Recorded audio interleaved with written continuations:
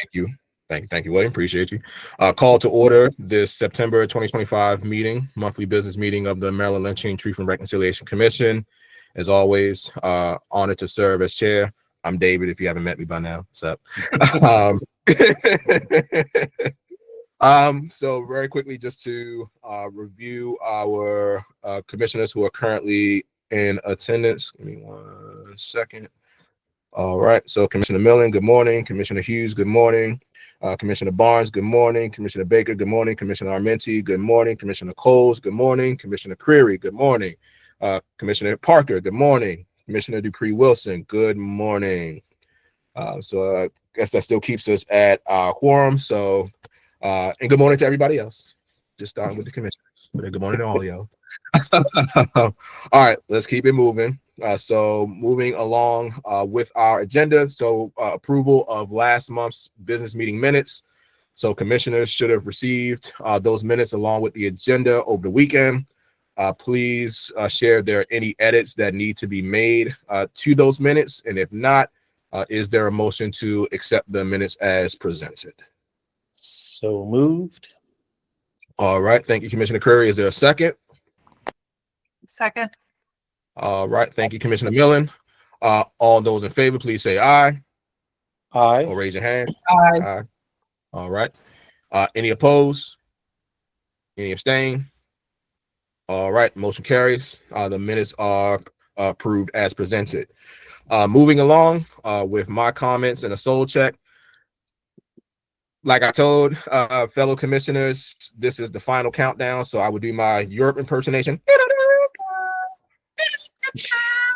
I'm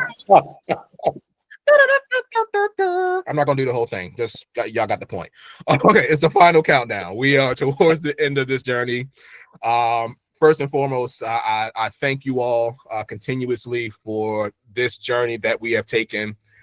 We have been at this for a long time. Since 2019. So yeah, 6 years. We're old guys. We've done this for a long time, and we're getting close to the culmination of this work, which is the final report. So again, we all have our stories of how we have gotten here, how we have been able to maintain our involvement, our engagement. I know many of us would have loved to have been more involved, but life waits for none of us. Work waits for none of us. Plenty of teachable moments that we have from this experience. But now is the time. This is where we need to knuckle up, okay, and do everything we need to do to make sure we are presenting this report as wonderfully and as impactfully as we want it to be. And that starts with this meeting and going through the recommendations and voting on those recommendations that will be in the final report. So that's where I am. That's where I hope you all are. And we should be excited that we've reached this point. This is all good stuff that we're talking about. These are the things that are going to shape not just the legacy of this commission, but as I mentioned before, the legacy of the next commission that will be coming, which is that reparations commission. So I hope you all have a moment, to again reflect on we're here. We made it. We're here, and so let's continue to put in the work and finish strong. In the meantime, just want to quickly acknowledge the other commissioners who joined. Commissioner Snowden, good morning. Vice Chair Chavis, good morning. And I feel like I saw somebody else. Commissioner Stevenson. Anybody else? Commissioner Stevenson, good morning. Morning. I think that's right. Okay, cool. All right. Yeah, and Commissioner Snowden, yes, absolutely. Good morning. So thank you all for being here. All right. If any other commissioners have anything they want to quickly share that's on their soul right now, please feel free. Hi, this is Commissioner Coles. I just want to say I feel very invigorated in this moment. I'm so excited about the opportunities and the potential that we have before us. I feel grateful to be alive in this place, in this time where we can advocate for our ancestors and what they've experienced in a way that they were never able to advocate for themselves. And so I just feel grateful and pumped up and excited. So thank you. Thank you, Commissioner Coles. I support that. Absolutely. Absolutely. Anybody else? Any other commissioners want to share something before we proceed?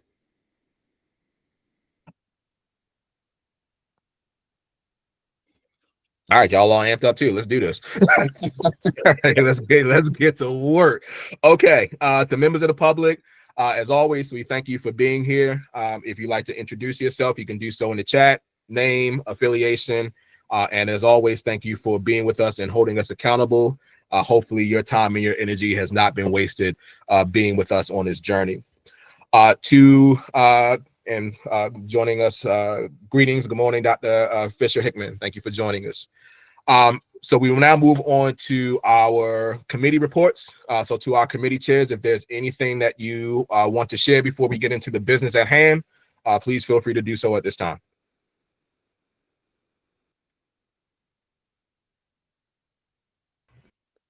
I'll just update on the logistics committee.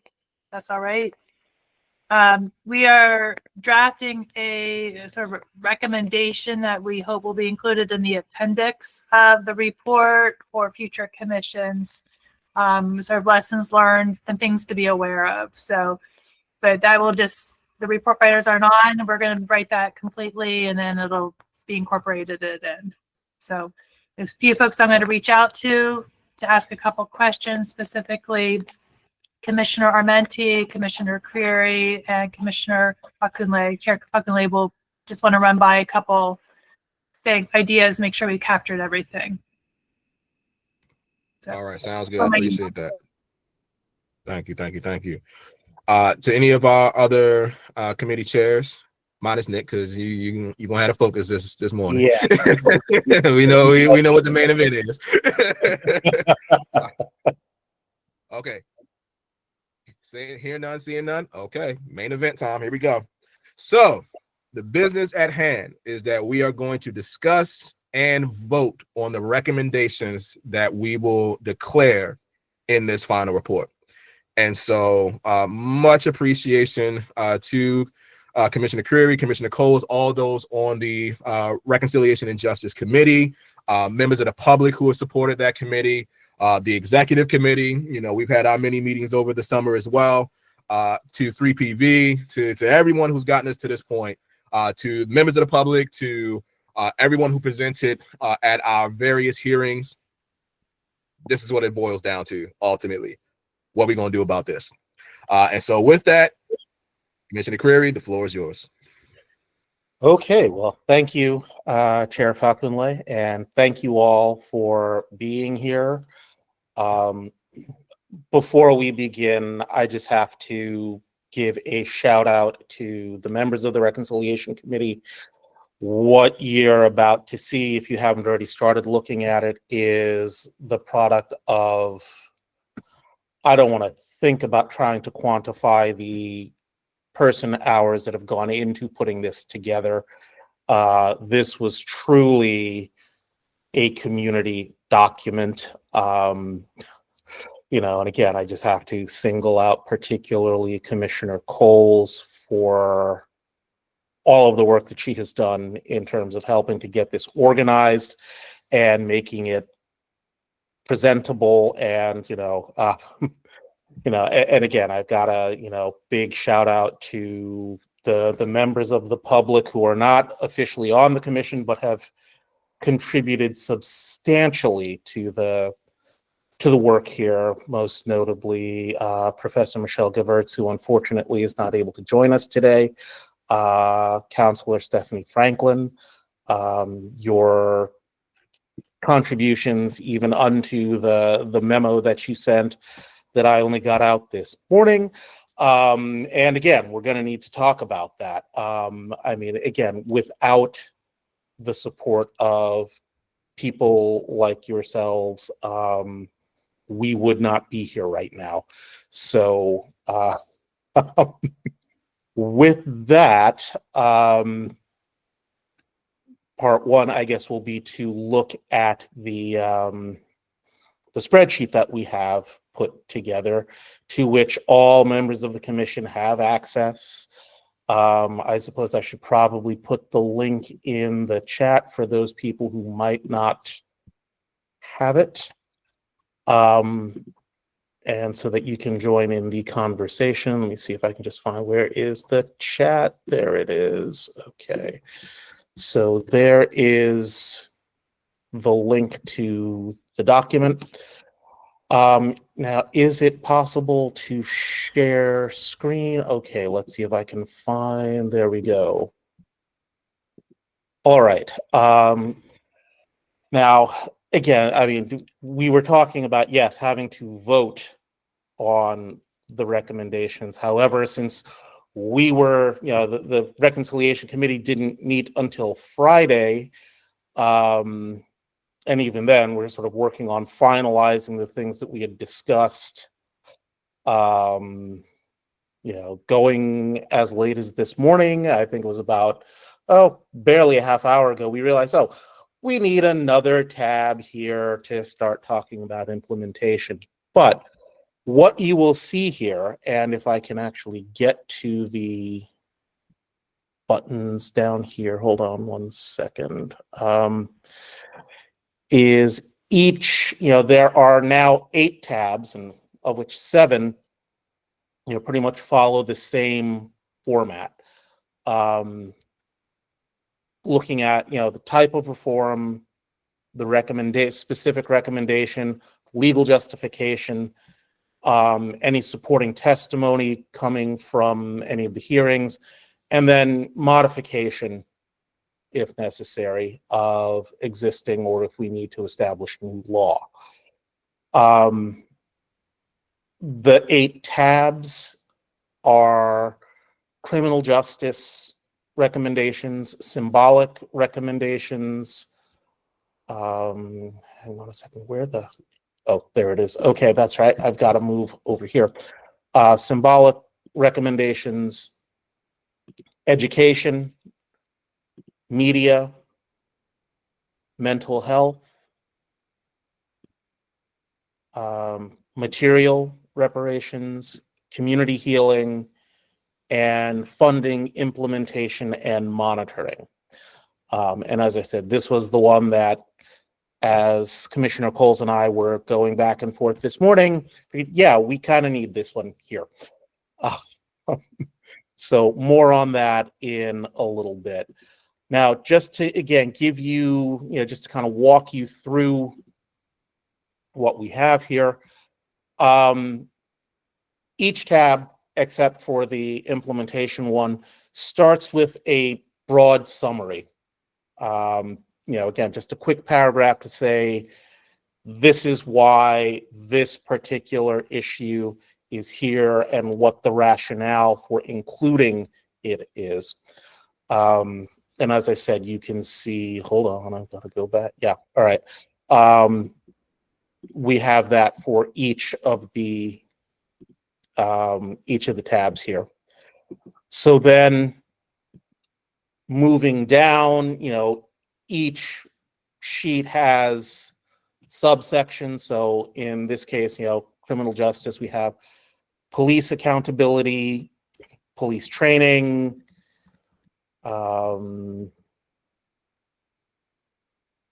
police policies, prosecutorial reforms, prosecutorial training. And so,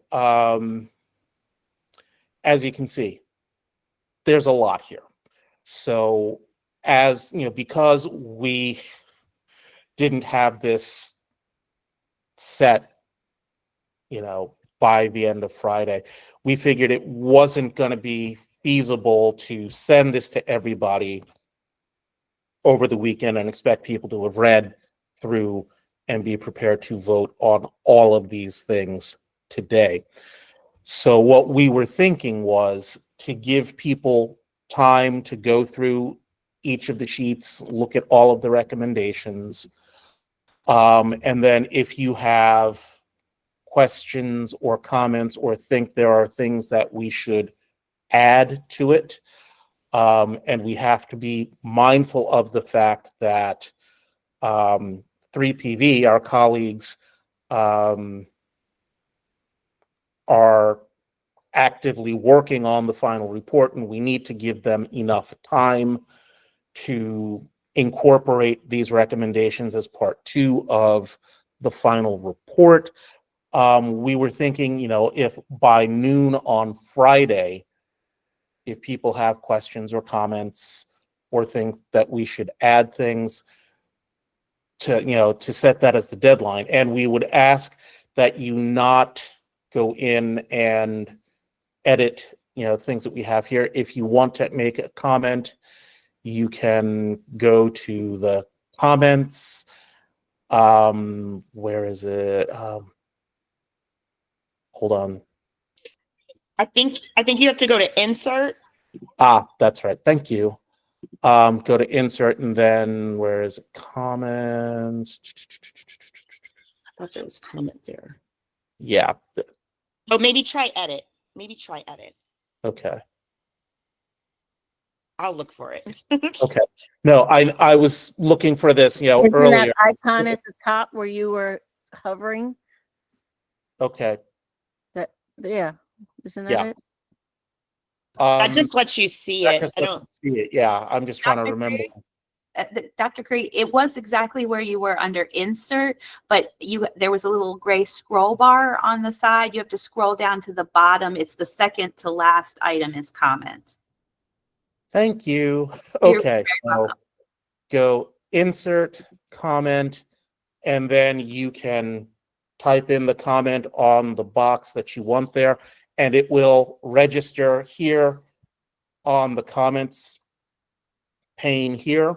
And then it will also show up down here that there are, in this case, there would be 4 or 1 or multiple comments there.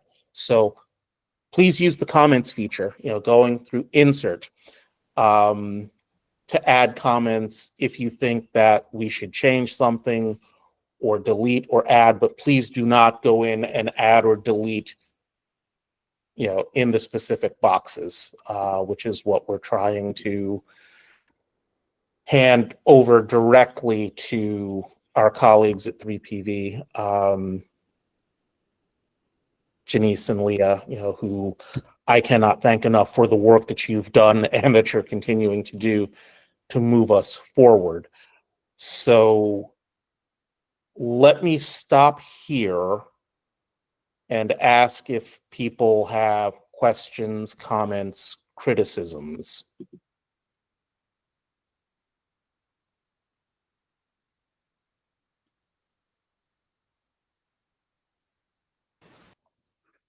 I guess just a comment, Dr. Creary, that perhaps those that haven't been working with the spreadsheet or the Reconciliation Commission, it's probably worth noting that these reflect what is in the transcripts of the hearings as well. So this is not just things that came by email or otherwise to the commission, but it reflects that combing through the transcripts and kind of pulling out specific information that was referenced there, which is extremely helpful and, even more so appreciative to those that made the transcripts available. But just wanted to put that point of clarity. Yes, thank you. And that's where, again, big shout out to Dr. Gewirtz and her students for having combed through all of those transcripts and, created a document, I think it was over 350 pages, where they coded, so that we were able to say, okay, for education, for criminal justice, and find supporting passages coming from the testimony in the hearings. And again, part of why I was freaking out this weekend was because we still need to get through, or I needed to go through the written testimonies that have been submitted as well.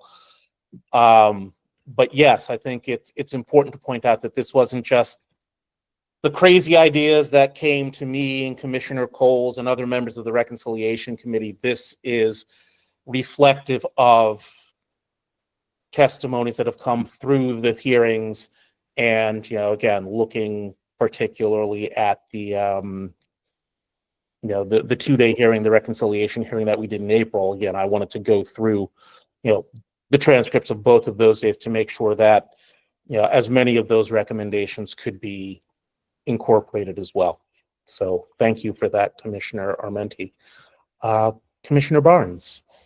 So I'm so glad Commissioner Menti mentioned that, because that was going to be my point, is, or not only that, but my historian hat says, do we have, besides the hearing, do we have any historical examples where those recommendations were successful that we could also point to?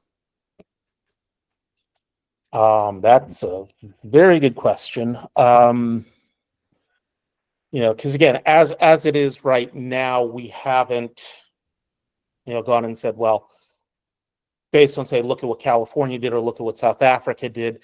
There's a lot of that in the testimonies and in the transcripts, sort of saying, yes, look to South Africa or look to Canada or look to other international or other local ones like Tulsa or Greensboro, North Carolina.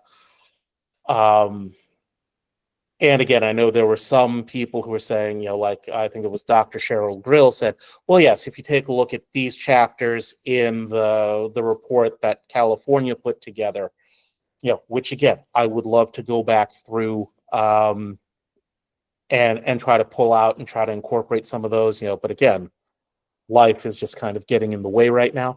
So I don't know that we have that on the spreadsheet, but that again is something that I think we could talk about, including either in the introduction or at some other point in the text of the final report, to kind of say that yes, we're, these are some of the big ticket items or big things that we're doing.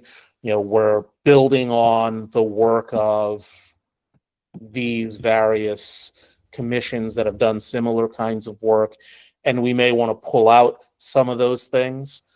But yeah, that those kinds of things, and because again, I've got seriously heavily marked things, saying, yeah, this is great ideas, great comments. But again, in terms of thinking, in terms of recommendations, yeah, I mean, we could probably get those into the the legal justification or how it's related to lynching. But we don't want this to become too unwieldy. I mean, it's already a pretty substantial document as it is. So, I want to try to keep this manageable, particularly for, for our colleagues at 3PV, so that they can pretty much take this and transform this into narrative, and then also setting it up so that when the General Assembly gets their hands on it, they can transform that into legislative text relatively quickly. Mm-hmm. Yes, I understand. I just think that when they're reviewing it, since that came up, it wasn't just what we came up with or you and your team came up with, that we are also as a whole pulling it from successful examples. And maybe it's not needed for everything, and maybe there's just a bibliography at the end, or without pointing out each page of a document or something like that. But I think since this is such a challenging and new concept in Maryland reparations, that we should make sure our recommendations are strengthened or strong and come from some resources. If I could just add to Nick's answer, I think for a lot, with us being the first reparations commission focused on lynching, and our recommendations are really directly tied to remedying the harm that comes from lynching. There's some precedent for sure in some of the things that we're recommending, but a lot of what we're recommending is kind of a first time attempt to address this issue. And so I don't know how much historical precedent there would be. There would certainly be precedent for categories, but a lot of the specific recommendations are really intended to be specific towards addressing this this particular issue. Okay, thank you for that, Commissioner Coles. And Commissioner Creary. Well, thank you for the question. And yes, So, Dr. yeah, Commissioner Fisher Hickman is next, and then we'll go to Vice Chair Chavis. Okay. Good morning. I just wanted to note my comment. I went into the actual document because I have had access issues. So I just wanted to say extract what I put in under one of the boxes for supporting testimony. And I can reroute it as a comment as opposed to putting it in the box itself. So my apologies. So what I was saying, dealing with one of the recommendations in holding police accountable as a personal liability and looking for supporting testimony, I suggested that we look into, or I can ask the executive director of Citizens Policing Project that was formerly part of the initial consent decree in Baltimore, just to see if they have any language that supports, and I'm sure they do, because that's one of the objectives that they had as part of the consent decree. But having language that speaks directly in holding police accountable personally for the actions that are done with excessive force against our citizens. That's all I wanted to say. No, thank. Oh, Thank go ahead. Go ahead. Yes, thank you. Thank you very much for that. If you find that language, or if there's a link to the document, if you could add that as well, that would be really helpful and appreciated. So thank you. All right, Vice Chair Chavis, yeah. You're muted.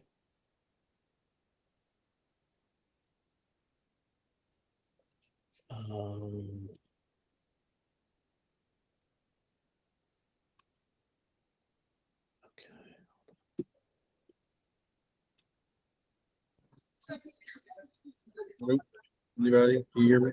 Okay, I can hear you now. Okay, great. Oh, thank you, Nick, and the committee for putting this together. I think I want to second what Professor Barnes, Commissioner Barnes mentioned about citing the specific precedents in the various cases. I also want to make sure that while I appreciate the urgency that we're taking in pushing this forward, I do feel that we need to make sure that we're incorporating some of the actual findings of our investigations and not solely leaning on what has been the recommendations that were generated during the hearings. Heritage Associates did a lot of great historical research and work that I think should also be referenced and included. And some of my notes not only cite some of my research around Matthew Williams, but also there's additional findings that have came out that speak to some of these, that can strengthen some of these areas that you all have laid out. And I'd like to see those included as well as in terms of the actual remedies. I think it's very important that we, where there are certain cases, there are very specific remedies that should be applied, very specific. And because there's a certain amount of evidence, and for those cases where we have the most amount of evidence, I think we need to drill down on those specific recommendations and be as detailed as possible. And specific cases that come to mind, the Garfield King case, the Howard Cooper case, the Matthew Williams case, George Homewood. There's a number of cases where we have an ample amount of evidence that will substantiate very specific and detailed recommendations and remedies. And I'd like to see those strengthened. While I do appreciate the broad approach for the broad approach of the committee in putting this together, kind of an over the tent view of every case, all of these definitely hit on every recommendation that I think speak to what's needed. However, I'd like to see more detail in some of those stronger areas where we have stronger evidence. That's just me, my thoughts. Okay, no, that's great. Thank you. Thank you. Good idea. Yeah.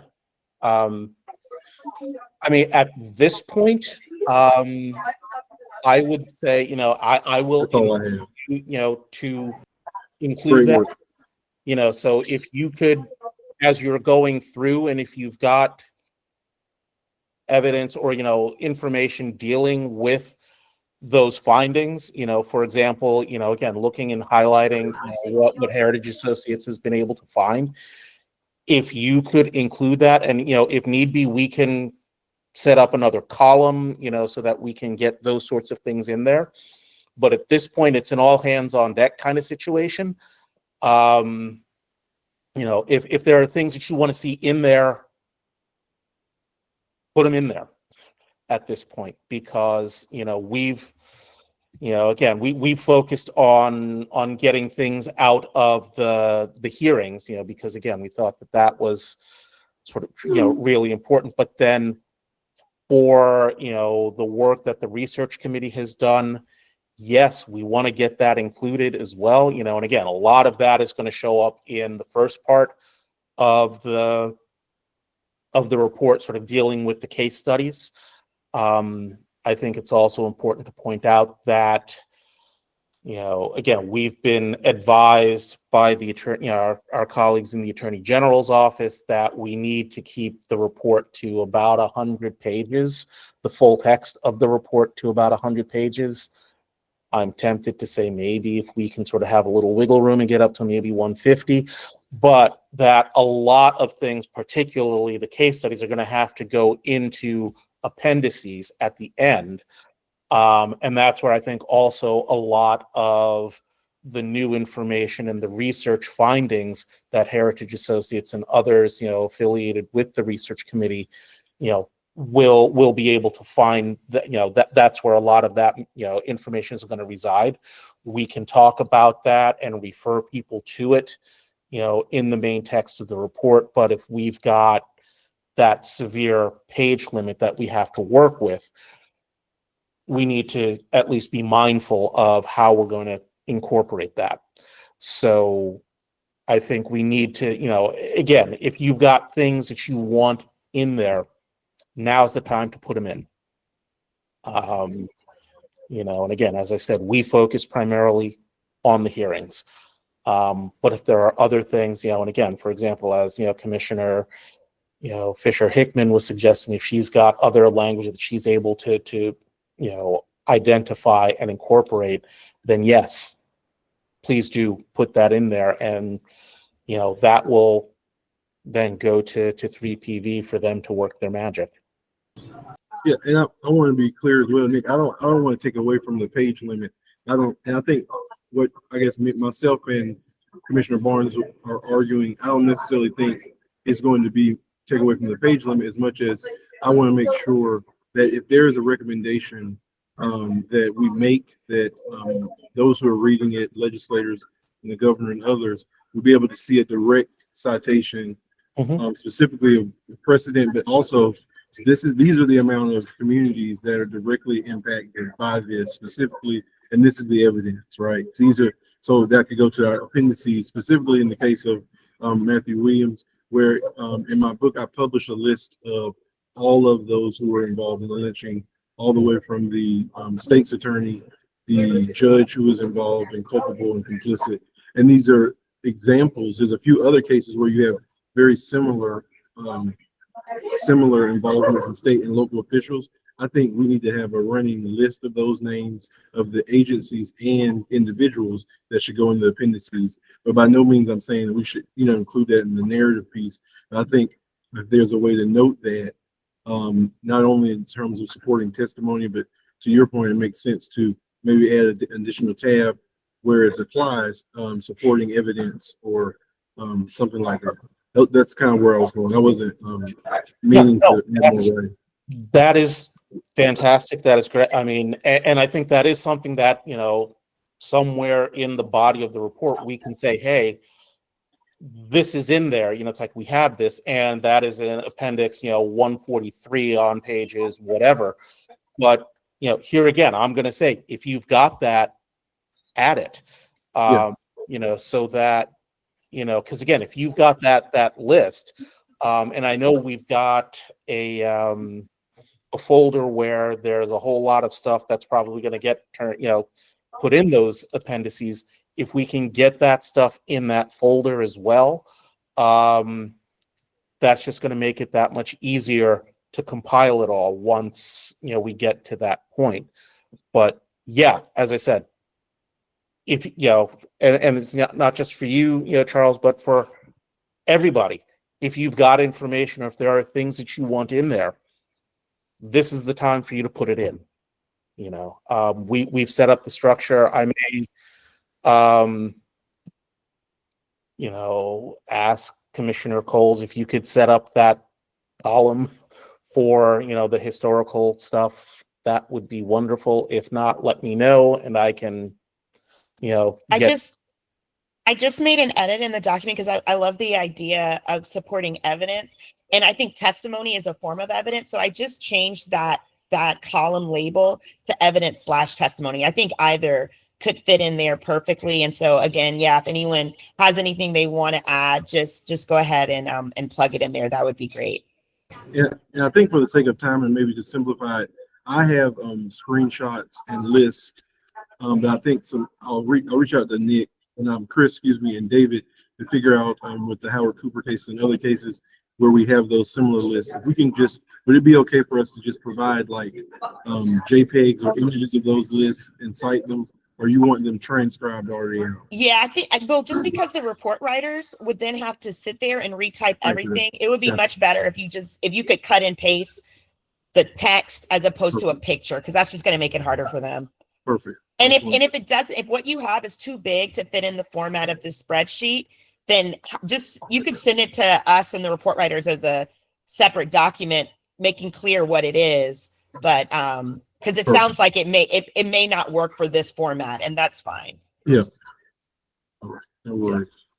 Yes, and there is a note in the text from Dr. Ginny's View saying, please also make sure that if you want to add anything, to make sure that we get it in by Friday, because they're going to need time to go through all of this and turn it into text.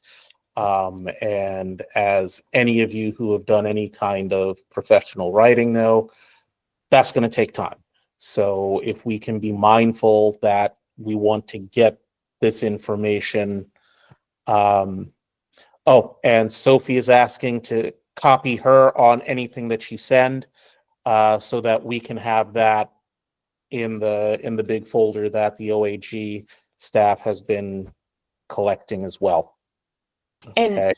And if you do end up sending a separate document, if you could still put on the spreadsheet, see, and then reference the name of whatever it is you're sending so that we know what it's supposed to connect to. Yeah. Yeah, it's a lot. But you know, it's like, this is what comes of 6 years of work. So, and even then, it feels like just such a small portion of what we've amassed, you know, certainly from the hearings. You know, and it just kills me that, yeah, we're going to try to boil all of this down to 100, 150 pages and then boil that down into an executive summary. Yeah, it's boggling my mind. Well, to hopefully alleviate some of that for you, Nick, we have every opportunity to share the totality of this information, right? The final report is just one, it's the main deliverable of our commission. Think of it like there's the one that goes to theaters, and then there's the director's cut. You see what I'm saying? So this is the theatrical version of the final report, and then there's the director's cut. That's going to have a lot more depth that we want to offer. And then, you know, not just, and I'll just keep reiterating it because I truly believe it's a matter of when, not if, along with the people of Maryland having access to this information, we want the Reparations Commission to have access to this information, right? We don't want them to start from square one. They will start where we finish. And so they will not just be held to the final report that is, again, that theatrical release. They're going to get the director's cut. And so hopefully that is offering a solid foundation for where they begin their work of that sort. So it's the people who need to see the real version are going to see the real version. I have every faith in that. Okay. Yeah, I mean, it's a lot. And again, I like that analogy of, you know, the theatrical versus director's cut. But yeah, ultimately that director's cut should be available to everyone. And I would say, that should be one of those recommendations, that it's all available in perpetuity, whether it's through the state archives or whatever other entity. But yeah, all of that should be generally available. Are there other comments, questions, criticisms, ideas? Because I do want to move us, if not, to have a discussion of the memorandum that Councilor Franklin shared with us over the weekend. And I was going to say, Councilor, are you with us still? I'm sorry, I've got too many tabs open right now. I Okay. am. Thank you very much. Well, may I trouble you to just give us a quick overview? Because I only sent that out this morning. I don't know that everybody has had a chance to see it or to read it. It's wonderfully brief and concise. And so I was wondering if maybe you could take a couple of minutes just to give us the broad overview to start the conversation. Sure. So, first of all, I want to thank you, Commissioner Creary, just for allowing me the opportunity to address the commission based on the memo that was sent.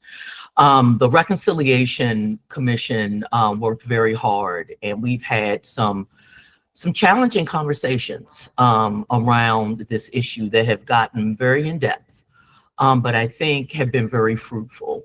And one of the issues that I raised and have been consistent about and very intentional about is, if you all are the Maryland Lynching Truth and Reconciliation Commission and we're looking at reparations, then who should get it? And so the conversation in this country talks about Blackness in a very general and broad way, particularly because of the recent widening of the African-American Black racial category. We have a number of people who are now immigrating or who are children of those who immigrated who are not descendants of U.S. chattel slavery. This particular commission was given a very specific mandate, and that mandate was to look at those racial terror lynchings between, was it 1857 to 1933. And during that time, the majority, almost 100% of the Black people that were here were descendants of U.S. chattel slavery.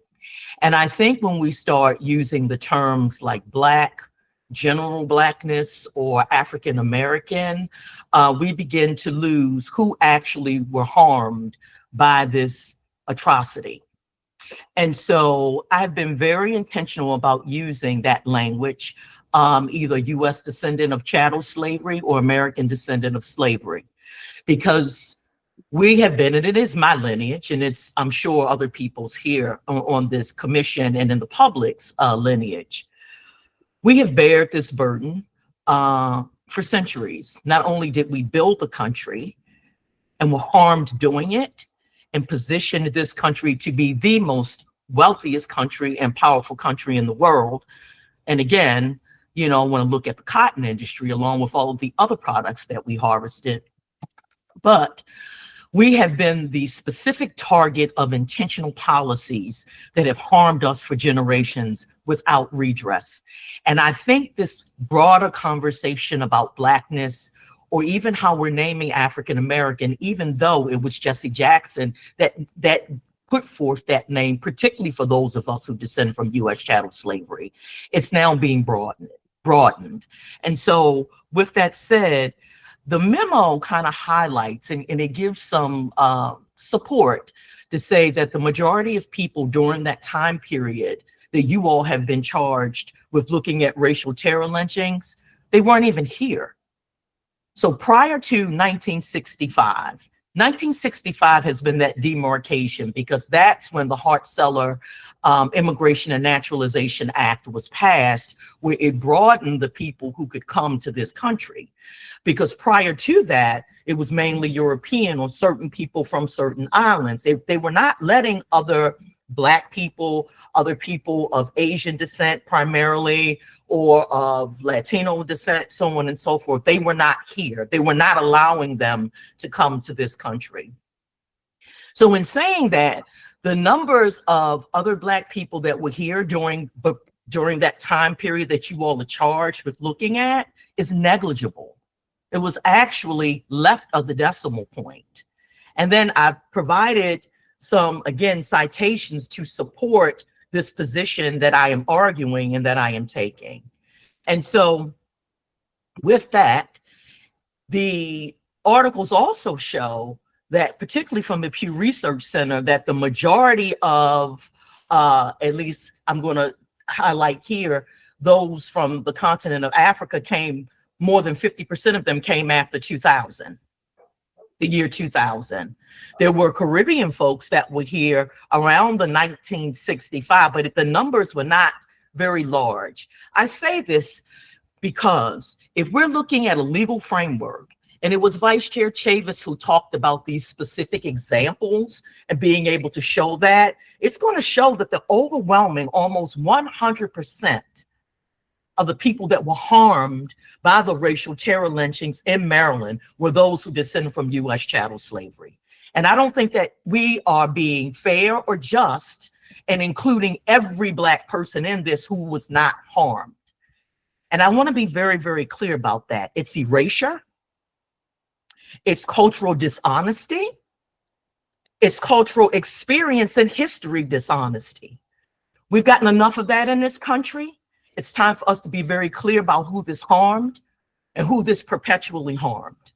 So I'm standing very strongly and rooted in my ancestral lineage. And for those of us who share that if we're looking for justice and we're looking for redress, it goes to those people specifically, because they were the ones that were harmed and bore the brunt of that harm. And the residue, the effects of that, the aftermath, we are still experiencing, evidenced by the social and economic and political disparities that are very clear in this country. So that pretty much sums up the memo that I've written. And again, Commissioner Creary, I thank you for the opportunity to present this to the full commission. And if the commissioners have any questions for me, I'm more than willing to answer them. Thank you. All right, well, let's open it up. If people have questions, comments, criticisms, and again, I, wanted to share this with the full commission because one way or another, we're going to have to address this, and we're going to have to figure out how do we want to talk about, because again, if we're talking about specific recommendations for reparations, we need to figure out to whom, what, and how, all of that, and we need to figure out a way to talk about it, and specifically to give some guidance to our colleagues at 3PV so that as they are writing this up, we're working with, basically same vocabulary. So with that, Commissioner Barnes. Thank you for that summary. I read that.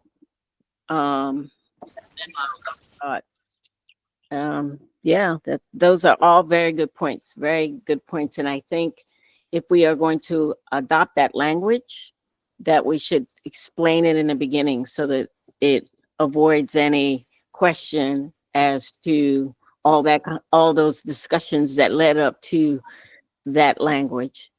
And I think, and include some of those statistics, explain all that. I think that would be important to explain it in the beginning. Yeah. And again, as I was going back through the transcript of the April hearing, one of the speakers in the community, I think it was, why am I blanking on her name? But anyway, but yeah, she was also a representative of the ADOS movement, saying, for example, when you look at the example of reparations to Japanese Americans who were interned during World War II, it was to that specific community of people that experienced that specific harm. It wasn't just a general blanket, going to all Asian Americans, right? And so, yeah, I mean, I'll just say, yeah, the flip side of that, is again sort of looking at sort of more broad policy things. And again, I think we're looking at a situation where, again, the current regime that's occupying the executive mansion in Washington, is pushing for race non-specific types of policies. And so, I think, and again, this is again another instance where, again, Councilor Franklin and Commissioner Coles, your legal backgrounds, have helped me in terms of my thinking, in terms of, how do we develop, and talk about a specific class of experience that people are having. Now, yes, when we look at, who are the members of that class, people who were harmed by racial terror lynching, yeah, that class is going to be, as Councilor Franklin is suggesting, 99 point something percent descendants of American chattel slavery. Does that mean that we can't also include policy recommendations that will also benefit others beyond? No, I think we can. And I think we have a lot of recommendations that are going to go beyond just the descendants of American slavery. But I think it's important to be expansive and, again, to make sure that we have some memorialization of this extended conversation that we've been having, so that we don't engage in that same kind of erasure that Councilor Franklin is bringing to the fore. I mean, we need to at least make some mention of this, so that we say, yeah, there is this line of argumentation, and again, if you look at William Darity's written comments, he's, coming from a very similar kind of background in that regard. So I think it's going to be important to, somewhere in that introduction, to talk about this conversation so that we're not erasing specifically, those descendants of American slavery. I'll stop and, turn it over to Commissioner Armenti. So I'm not commenting to either agree or disagree. I think, although I think in principle, it does make sense to articulate that distinction. So I think I agree with most in that respect. I did just want to offer that there is one of our victims, there's evidence to suggest was born in the Bahamas. So, perhaps if they're, again, just thinking about language distinctions, while we are talking about a predominantly descendants of U.S. chattel slavery, maybe there's also, caveat type terms that would encompass, a broader Atlantic or North American enslavement experience, which was probably the case for Isaac Kemp's ancestors, although he ended up in Somerset County. So I did want to offer that caveat as it relates to the research of the victims that we're aware of. Mm-hmm. Thank you. That's a very important distinction. And yeah, how do we talk about that so that we do include Isaac Kemp and his family in that conversation? So if we were to adopt the language, do we need to also make a recommendation on how that is determined? I think so. That's where I was going with it. You got to. That's gonna be the number one issue is how do you prove it? Right. So yeah. So I not to jump in. I agree with the accuracy, and I remember that person speaking. That was probably one of the more notable experiences from the institutional hearing because of the passion and just how clear it was. It is, accuracy, right? Not trying to be exclusionary, but be accurate. But we have to lay the context first before we go down that road. And when it comes to the recommendations, if we are going to be specific to that lineage, how people verify that lineage is going to be of the utmost importance, knowing how much of that history has been just that lost to history. So genealogy is going to be critical to the recommendations if we are going to specify this particular group of Black people as being the predominant victims of this history. All right, I'm done. Yeah, Commissioner Chagas. Yeah, I mean, I was going to say I agree with everyone, specifically Ms. Franklin. Thank you so much for your comments and thoughts and expertise in the matter. I think the evidence has always been first and foremost essential. I think while there has not been a commission such as ours, there have been broad general recommendations that speak to remedying a lot of the injustices that those of African descent have faced.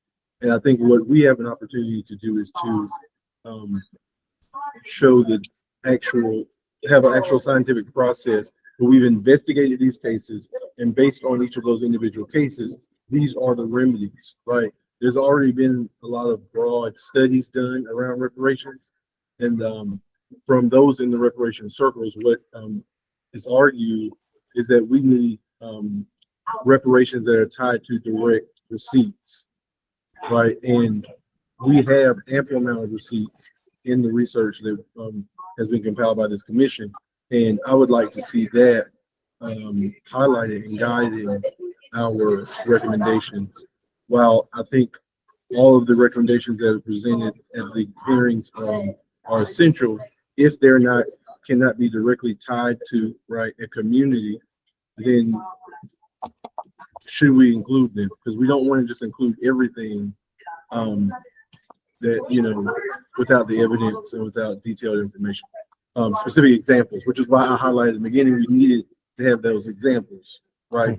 How does this, because otherwise those who are opposing reparations and who continue to oppose reparations are going to say the same thing. Like, these are broad, like, where are the people who were harmed? We have the people who were harmed. We know the communities like Georgetown that was completely destroyed, an entire Black business district completely destroyed because of started with one lynching of one individual, right? There's nothing left of that community. There's other examples in the state of Maryland where you have those type of direct, and you have also, as I mentioned, the direct individuals represented not only in the public, but the state that were complicit.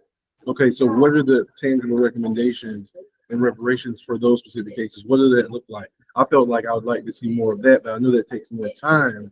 But I feel like that is what's really needed. But I understand the time limits that we're up against. I'll turn it over to Commissioner Taisha Wilson. Hi, everyone. I think Commissioner Armente kind of hit the nail on the head of what I was going to reference, which was our Bahamian victim. But I also feel as though if we're going to categorize the individuals that we are seeking reparations for, i.e. African Americans, descendants of American or U.S. chattel slavery, and we say that there was an influx of Afro-Caribbeans coming in the 1960s, we also need to reference the influx of Afro-Caribbeans that came into the United States in the 1880s and in the 1920s. Because if we don't, I promise you someone is going to go, yeah, what about this? What about this? What about that? So whatever position we take, even if we say that we are looking at descendants of, American chattel slavery, we still need to reference Afro-Caribbeans that entered the United States prior to that boom in the 1960s, because there were individuals that came over prior to the 1960s. So that's really the main thing I wanted to say. No, in fact, I actually have my note here, to sort of mention Afro-Caribbeans, somebody like Arturo Schomburg, after whom the Schomburg Center and Right. because I mean, he started that whole work, early 1900s.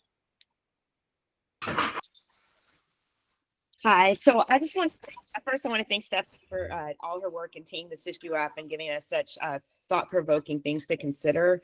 One of the ways that I try to address who was getting the relief is I would say that people who lived in the communities where a racial terror lynching occurred, or where the descendants of those people, essentially people whose ancestors lived in those communities, currently reside, because we know that racial terror lynchings displaced a lot of people and would cause them to flee maybe the rural communities and head to the cities and different things like that.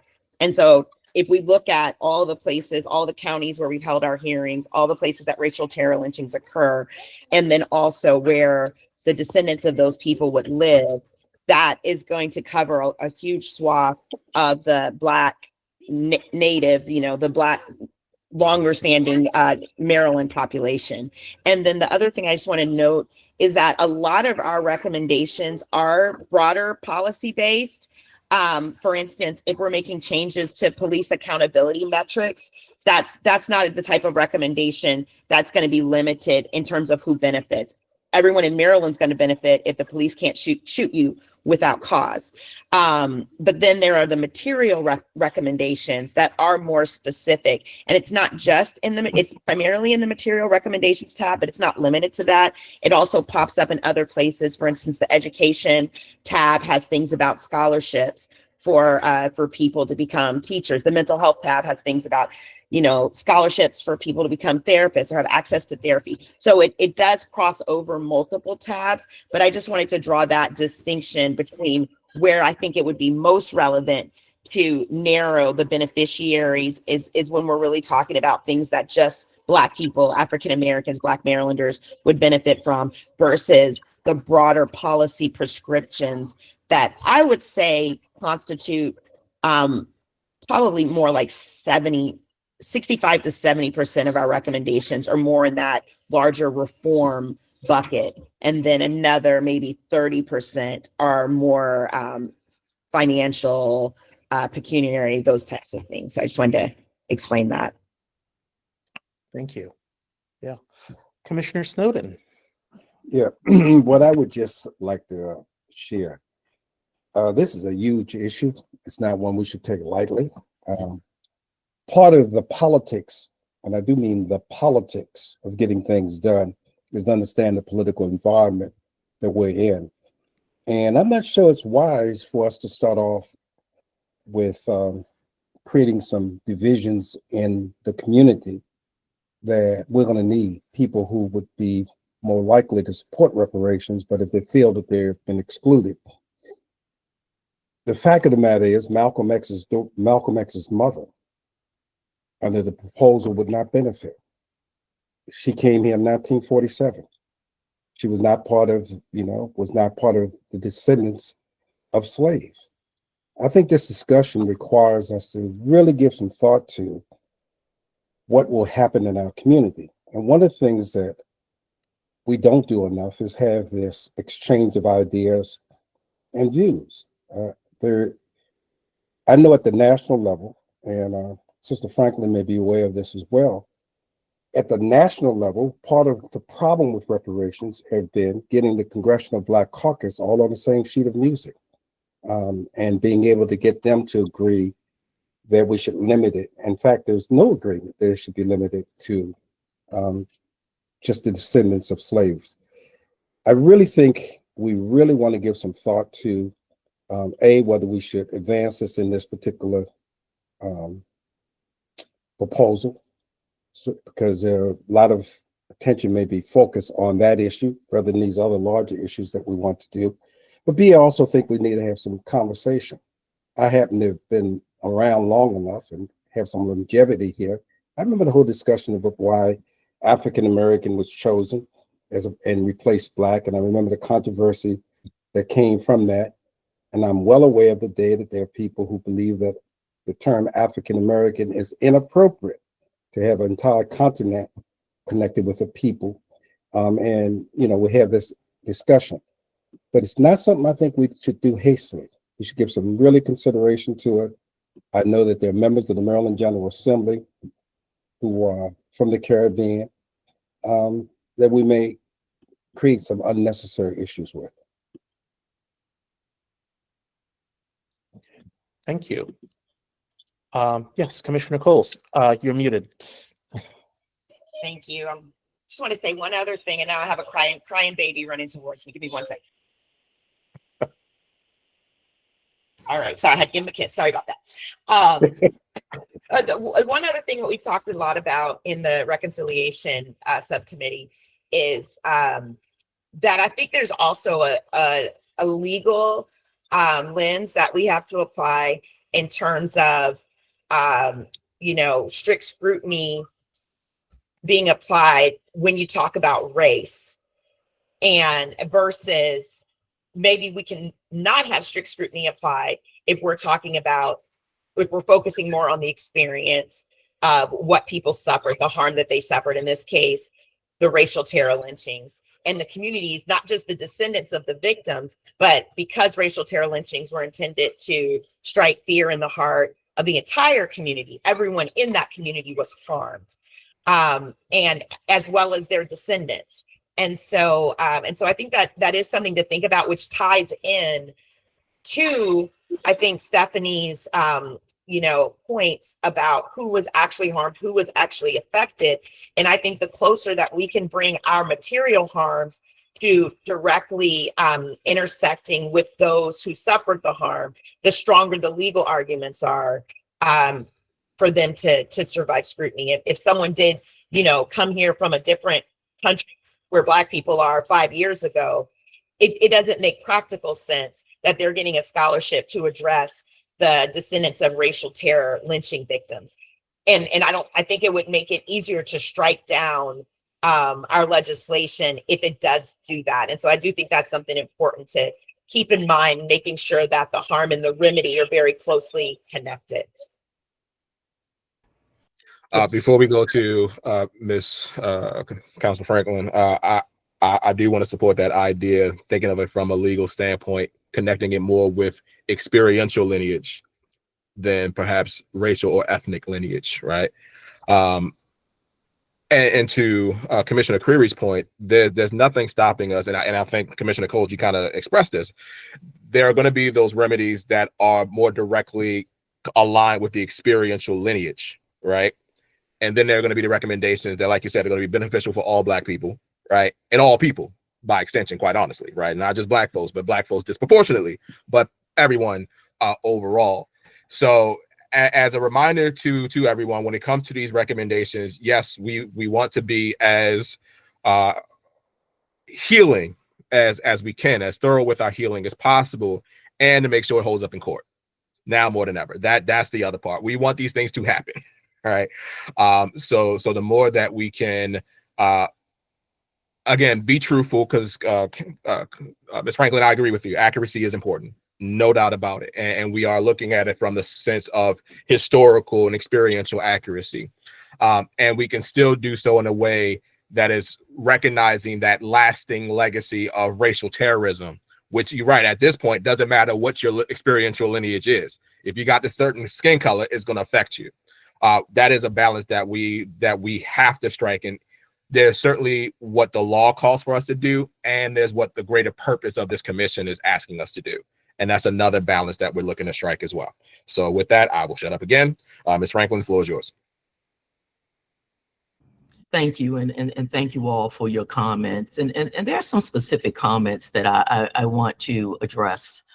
So, Commissioner Snowden, one of the things that really challenging to me when you talk about the divisions that it will create is that people who were not descendants of U.S. chattel slavery, who are Black in this country, are very clear about their ethnic identity.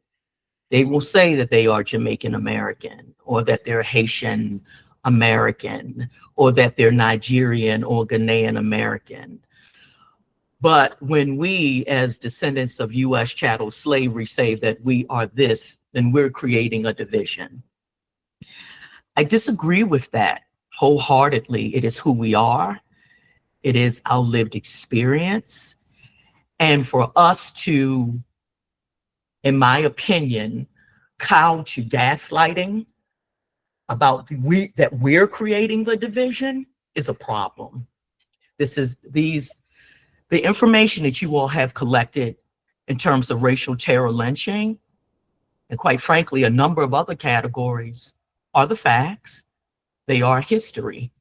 Why are we erasing it? Why are we allowing people who did not have that experience to dictate that we are creating a division when we're actually asserting through self-determination our own identity? I think to do anything other than that is cowardice. I do. And I understand the political landscape. I understand that. And part of the reason why the Congressional Black Caucus is not as strong as it should be at this point is because they're looking to do everything for everybody and not focusing the lens on the people that they need to focus on. I want to be clear that the majority of Black people in this country are still those who descend from U.S. chattel slavery. So when we think about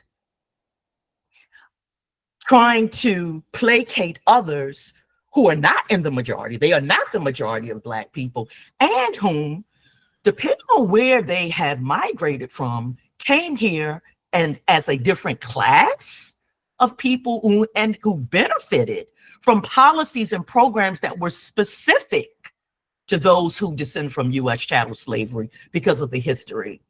We need to really think about that very strongly. For example, there are a number of Black people who don't descend from U.S. chattel slavery, who are of Caribbean descent, who are from the continent of Africa, who have received scholarships to quote unquote elite institutions.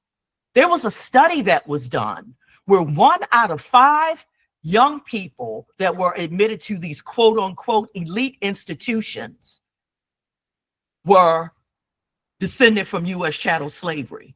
They were either biracial, they were either of Caribbean descent, or they were of African descent. And the people that those policies were focused and intended on, and who was intention to receive those benefits, did not receive it. And so I say to you all as a commission, I want to challenge you as a public member and as someone whose lineage descends from U.S. chattel slavery, that appeasing to all people and making all of these things apply to all people is not the way to go. It is problematic. Again, it is erasure. And in my opinion, it's cowardice. It is not confronting this issue dead on. This is what I do know from being in the community and hearing from people who descend from U.S. chattel slavery. We are tired of being the doormats and the gateway from everybody to benefit, who then step on the backs of our shoulders. We can't even talk in a space about who we are without everyone being offended. Now, I'm going to talk about other groups. You have immigrants that can talk about themselves specifically, including Black immigrants who may be Afro-Caribbean or from the continent of Africa. You have Latinos that can do it. Native Americans can do it. Asians can do it. But time, a Black person who descends from U.S. chattel slavery stands in the space and asserts their identity and uplifts their ancestral heritage and the harms that they face, there's a problem. And I think in our community in particular, we have a real issue of looking to include everyone. It's almost as if we're trained to get to our needs, to make it palatable to everyone. And I understand the political dynamics. I really, really do. But at what point are we going to stand in the strength of our ancestors and the reason why we're here to acknowledge and honor them in the first place? Like, I don't think this is the time for that level of bowing and that level of cowardice. Our ancestors didn't do it. We should not do it. and we're carrying on their legacy. I also want to share this. Commissioner Coles is absolutely right. Our language sounds different, but I am looking at this from a legal framework. And in that affirmative action case, when it was overturned because of the racial element. But there was a justice that talked about this would look different if it was lineage. Because it is the lineage that gets us the direct harm. It's not so much always the race. And I know Malcolm X was mentioned. You're right. His mother, she was Afro-Caribbean, but his father was a descendant of U.S. chattel slavery. Okay. And I knew that there was a victim who was from the Caribbean. And so please know that it's not that I am looking to erase who he is. I think his story needs to be told. But I don't think that we should blot out the experience of 99.9999% of the people who were victims and their families of racial terror lynching because we want to include this one Bahamian person. We can simply mention that he was Bahamian, but that the overwhelming majority, almost 100% of those people who were harmed, who have suffered generationally, are descendants of U.S. chattel slavery. And I don't think that there should be a compromise there at all. Well, let me just respond by simply saying what I have learned in life. One is that the African-American community, the Black community, is not monolithic. Part of having a discussion, a dialogue, is people giving their views. To suggest that somebody's bowing because they disagree with you, I don't think you win arguments that way. I do think there are men and women who have come from different parts of the Caribbean who made substantial contributions.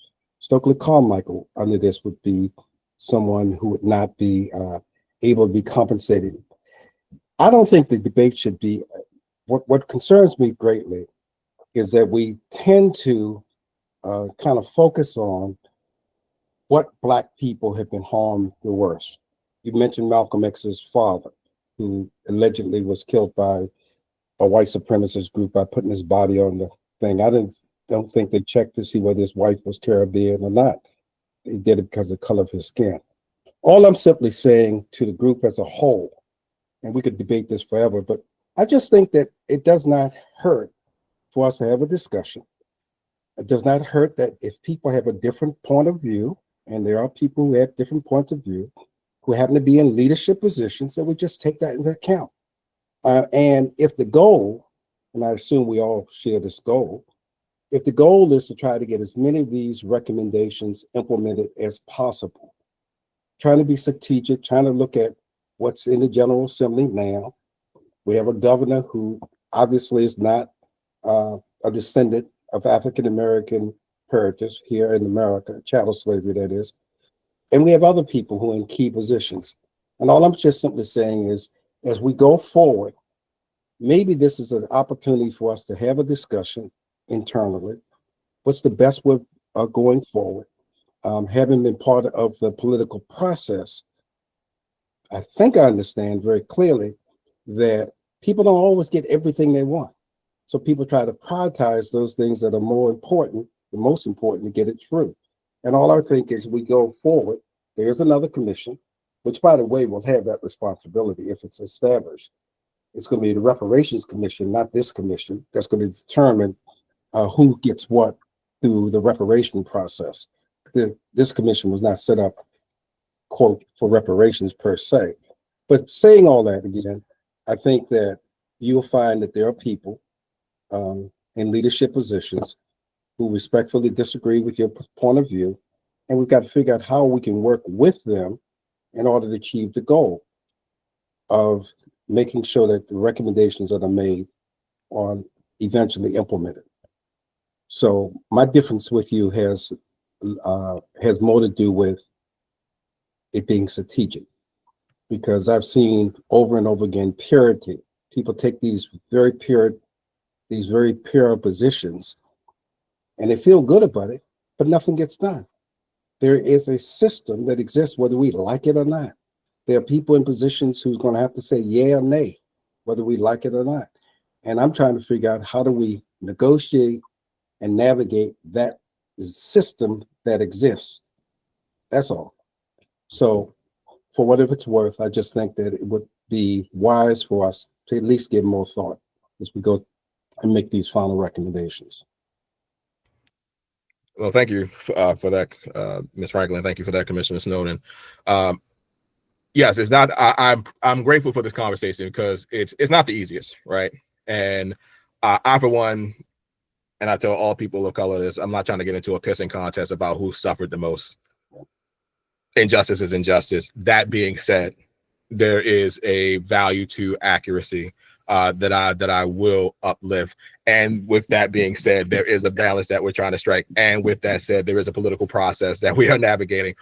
Yes, and so to that point, it does require strategy. I think above all, that would have been the case even before the current regime, right? It would have required strategy, and it's something where I always, my personal standpoint, I always aim to find a balance that people can be okay with, even if they're not necessarily happy with it.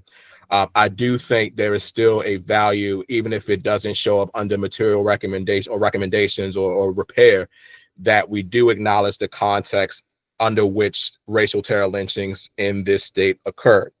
So to Ms. Franklin's point, yeah, the facts are the facts. The overwhelming majority of the victims were descendants of slavery. And I say that as the descendant of an American descendant of slavery, as well as the descendant of an African, right? So I navigate both spaces. And yes, there are nuances that can be acknowledged without, fist fights, right? Or arguments, because it's just true. So I again appreciate this conversation. I appreciate our willingness to do the best we can with this nuance, because yes, this is a nuance that isn't the easiest to bring up. It isn't a nuance that is the easiest to have a conversation about, but it's a necessary conversation to have. And the extent to which we can honor that in our final report, and to your point, Commissioner Snowden, help set that table, so to speak, for the Reparations Commission is only going to be beneficial. I wouldn't want to pass the buck of that conversation to the Reparations Commission wholly, right? Yes, they need to tackle it to an extent, but I don't want us to say, oh, we don't want to touch that, let them deal with it. We want to help that commission out as much as we can in our capacity. And so us having this conversation is not just beneficial for our commission, but it is beneficial for that future commission as well. So to that point, I don't even know how to end this. Yeah. It's the conversation that we needed to have. So again, Ms. Franklin, thank you for helping us have this very necessary conversation. And thank you, commissioners, for providing your feedback and listening to what was shared. And Commissioner Creary, I'll let you go back to it. Yeah. Well, no, I mean, again, the point, I think it's, again, we're trying, trying to strike that balance, but also at the same time, recognize that, yeah, I mean, we do have the historical specificity of it, and trying to find a way to honor that. And again, to make sure that we're not erasing that. That, yes, I think we are going to have recommendations that go beyond American descendants of slavery, but that I think it is possible to talk about, whether we put it in terms of lineage or in terms of class of experience, however we do it, so that we don't trigger that strict scrutiny. We should be able to craft these things in such a way that, again, we're kind of having a both and, we can hopefully have our cake and eat it too. It's kind of what I'm trying to get us to. And again, I will say I do not envy Janice and Leah at 3PV for trying to figure out how to craft this in terms of narrative. We've just made your life that much more difficult. Yeah, but hopefully, you know, it's like we balance that out with, you know, we're giving you a really user-friendly spreadsheet, you know, to hopefully make your life a little bit easier so you can tackle that, you know, this particular piece of the final report. So yeah, I mean, there are no easy answers on this one. And No. and one of the things that, you know, I do in my line of work is, you know, it's like, yes, you know, we say, yes, let's sit with discomfort. And, you know, if you're feeling uncomfortable about something, it's probably a good time to ask, why are you feeling uncomfortable? So Commissioner Coles, your hand is up. Yes, just one last political consideration to think about is where we narrow the class, the lower the cost will be, specifically for, you know, if we are talking about financial remedies or scholarships. And so it's just as we're balancing different political realities, I think, okay, thank you. That's one as well, is cost considerations. Absolutely. Yeah, absolutely. Commissioner Fisher Hickman, you can go next, and then we have a special guest. Hey, Javante, what's up? We'll get to that. Okay. I'm listening to the conversation, and I agree with the points that are being made. I think, however, in one of the factions in dealing with who needs to be included in the reparations itself is we have to also look at community studies, because if you remember, largely those who are being lynched and their descendants are contributing to the economic wealth gap, the economic wealth of their communities at large. So it may not have been a direct consequence, but it is one. So I think we need to take in consideration all the various different factors. And I'm not taking sides. I'm simply, as a community engagement person and dealing with public history, we have to be very inclusive and then very specific. And then when we're dealing with those who may have migratory lineage, you also have to remember that the Underground Railroad also went down to the South, and we understand that it went to the Caribbean. So if we're going to do lineage, then they ought to be able to prove that they are part of that particular factor of persons. So again, as much as we can couch all of this for the upcoming commission, I believe is absolutely necessary. And also, too, we have a responsibility to the wider public that may not understand all of these different nuances, because here again, when we're talking about the political process, we're now expecting people to understand how all of this will play into then extending whatever economic measures are giving out. So we have a huge responsibility and the privilege to help our next commission to really couch this where it is a complete buy-in, which is absolutely necessary. That's my take. No, thank you for that, Commissioner Fisher Hickman. And I do, I agree with the privilege and the opportunity to further shape this dynamic and nuance. And it's definitely a nuance in a way that people can understand and grasp. And it's not to sugarcoat it. It's not to do any of that. But again, to just show how dynamic and the ways that these nuances came to be, right? Especially when we are talking about even the diaspora of American descendants of slavery, right? And so I don't want us to shy away from that. So I thank you for bringing it up, Commissioner Creary, about the discomfort, because I was feeling it in my stomach. I'm like, okay, I see where this is going. Yeah, we hitting some real stuff right now. And we have to, right? And I trust us to be able to handle that and to be able to convey this to an audience, to a public that, yeah, probably hasn't gone as deep into this stuff as we have. That's our responsibility, is to make it digestible, and also give the opportunity for them to dive into these nuances if they so choose. So very quickly, Javante McDonald, I had the chance to meet him a couple of weeks ago. He is with the Maryland Department of Labor. And so we have had conversations about this commission and the things that we're looking to do. So the fact that he's raising his hand, I want to hear what he has to say. So Javante, thank you for joining us, and just give a few minutes for your reflection. Absolutely. It's nice to meet everyone. And thank you, David, for the invitation. Javante McDonald, Director of Workforce Development in Department of Labor. I had more of a question just to get an understanding. You guys know it's the first time I've come to this, and just thinking of or the addition of the Caribbean or the African descendants, how do you guys foresee that if you're making that recommendation, do you guys foresee that becoming a barrier for legislation where individuals, and we know none of these people were citizens, but may say that they are not rooted in American citizenship or all of those pieces and not be willing to give tax dollars towards it?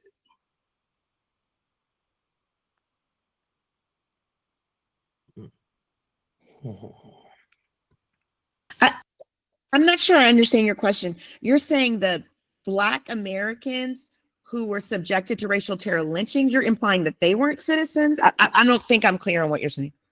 No, the Caribbean fellow that you were mentioning, they would not be citizens. So, you're talking about the one individual who was from the Bahamas? Yeah, and then I heard the recommendation of the reparations, and I know you guys kind of strayed away from that, but reparations for those individuals with that background as well. Do we know that that Bahamian person was not a U.S. citizen? I don't know do we know that? I don't know. That's a very good question. But if he was, even if he was a That citizen, applies to 1888. Okay. wouldn't that community still be Yeah, I don't think subjected to the residual of his lynching? Right. Gotcha. Ms. Franklin, I see your hand. Thank you for letting me respond, Chair Falconley.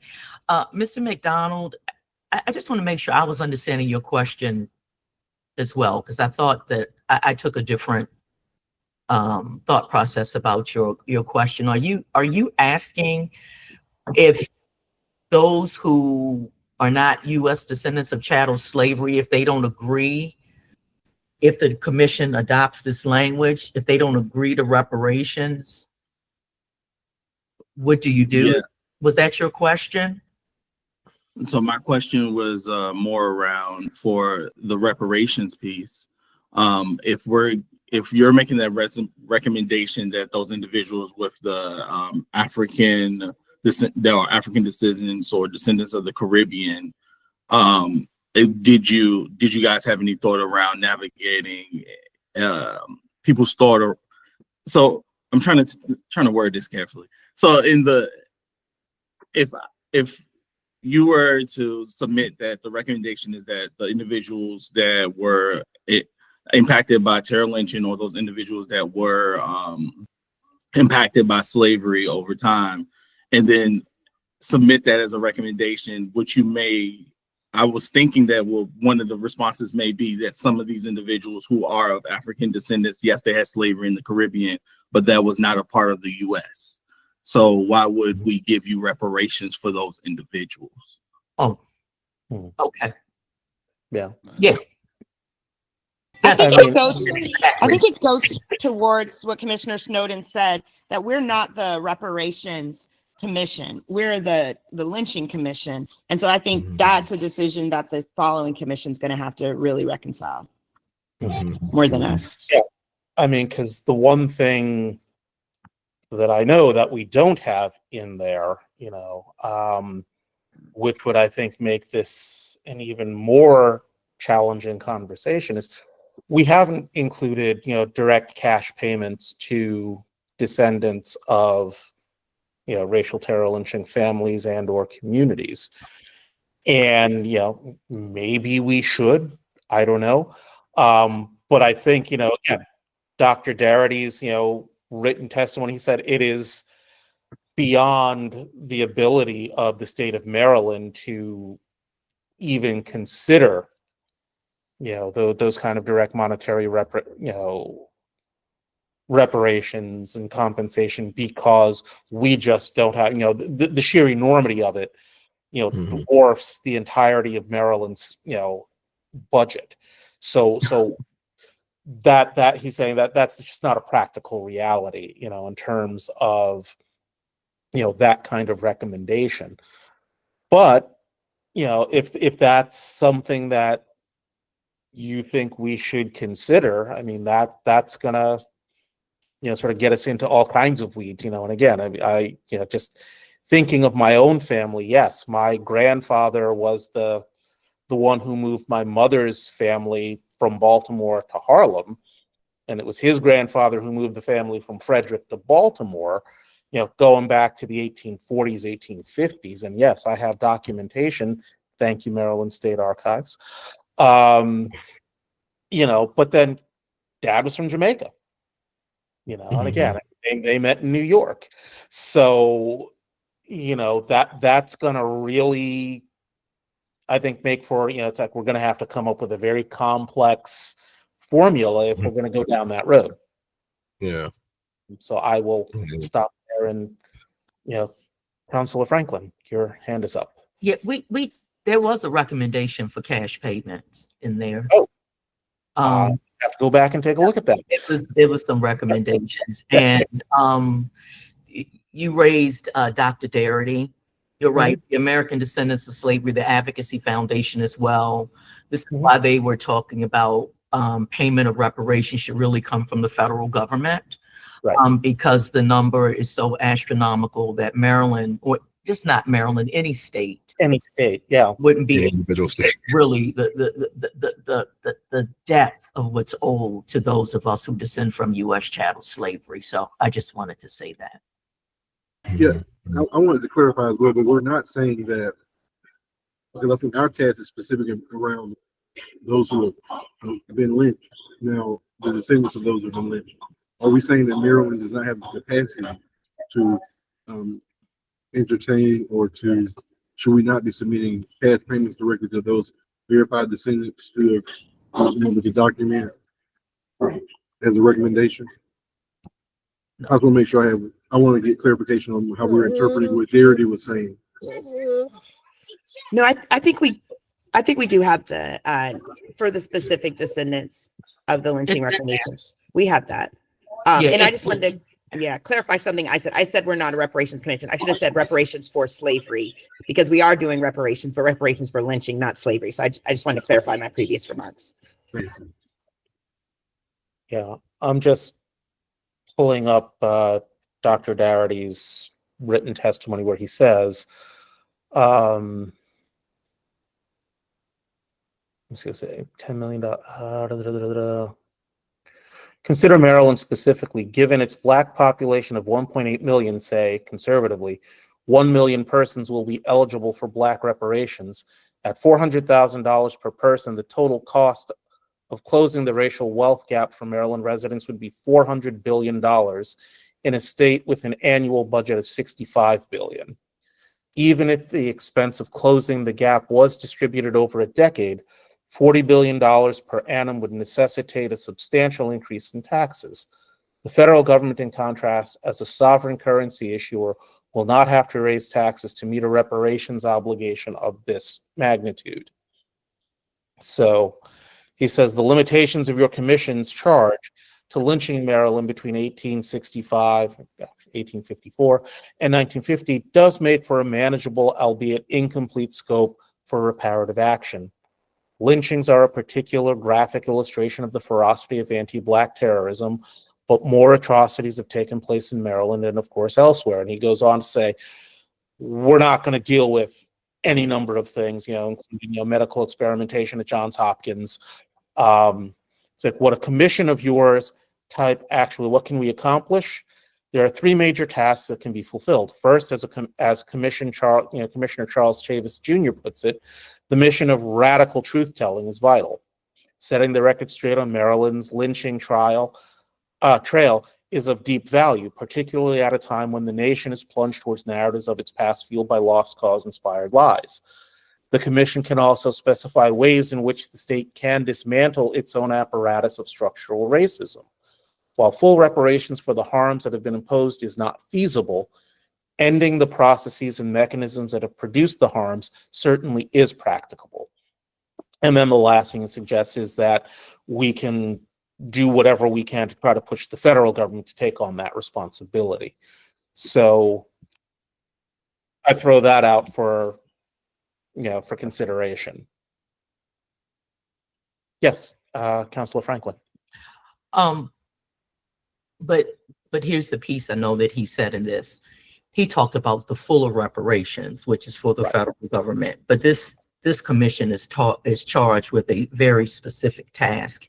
Right. That number of people who were directly harmed and their families by the racial terror lynchings, that number, of course, would be much smaller than looking at the full scope of what reparations should look like. Now, what that number is, I don't know. I think that's part of what needs to be worked out in the future. But because it is a narrow space, cash reparations for that particular issue, I believe should be asserted. And I know it's in the document. Okay. So you said the amount that the 400,000 that he proposed, what is that based on? He goes on, previously he because he talks about sort of the two ways of doing it, sort of looking at specific harms, but then or looking at sort of the broadly summary measure approach is what he calls it. And he says data from the 2022 survey of consumer finances indicates that the average white household has $1.15 million more in net worth than the average black household. Adjusting for racial differences in household size, the per person differential is approximately $400,000. If about 40 million out of the 50 million black people in the United States are descendants of U.S. slavery, the total bill for reparations required to close the racial gap is $16 trillion. But I feel like that's a little outside of the scope of what we're doing, because he's closing the racial wealth gap and we're trying to get a remedy for a racial terror lynching. So it's apples and oranges. But But I think what he was doing there was kind of saying, okay, look, here's the big picture. Right. You're never going to be able to address that, certainly not at the state of Maryland level. Given your task, your very narrow task of looking at racial terror lynching, here's what you can do, And so I think that is useful, at least, because again, it gives us, I think, another way to talk about American descendants of slavery and saying, yes, here's the full Monty of, kind of what we should be or could be talking about. We're just one small sliver of it. And so based on that sort of narrow focus that we have, now we can talk about, sort of some specific concrete recommendations, some that will address directly American descendants of slavery, others that are going to be more broadly conceived. But in any event, hopefully crafted in such a way not to trigger strict scrutiny when the legal challenges come.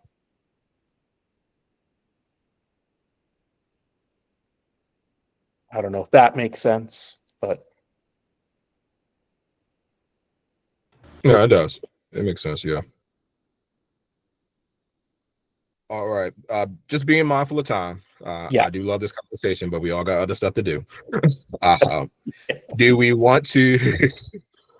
So we got about 14 minutes left officially. We're pretty much almost at the end. Do we want to make some space to talk about the graphics that we want in the final report?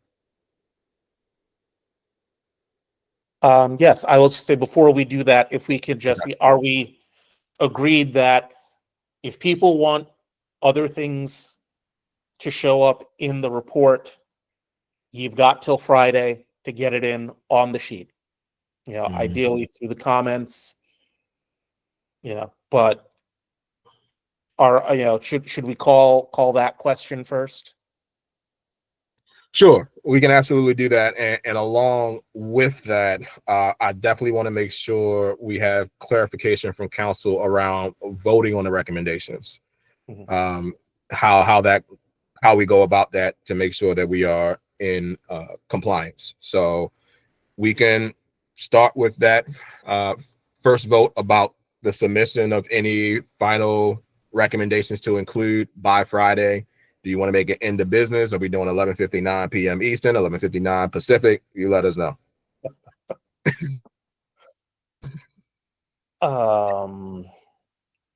Yeah, why don't we say by close of business Friday?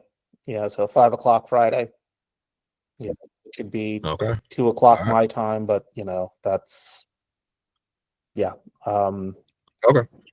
Are people okay with that?